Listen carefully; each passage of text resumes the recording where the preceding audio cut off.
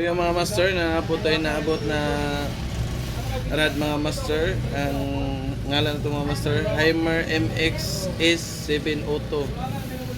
Pasabot yan ng is mga master o ano siya mga master spinning rad mga master. Grabe ka na siyang sudan ng mga master baga dili-dili madawat yung mga rad o magasgas. Og i-open na to mga master para yung nakita na tong speak sa rad mga master. Una na to ko ang atong tip. Tapos iyang bat ni mga master sunod.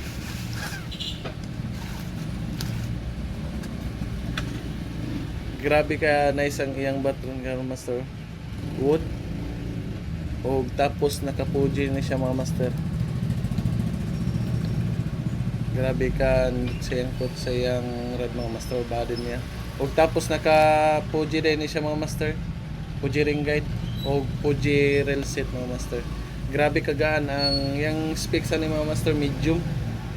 Tapos ang nakabutan din capacity mga master line niya lightweight 8 to 16 pounds ug 7 feet yang kataas ug 2 section ug action medium ug lower weight 5 to 20 grams. Grabe ka nice.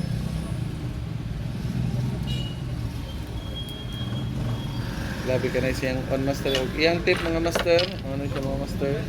Yang top section nakahalo na siya mga master. Ug puji gapon rin kay ani mga on niya master. Grabe ka nice mga master.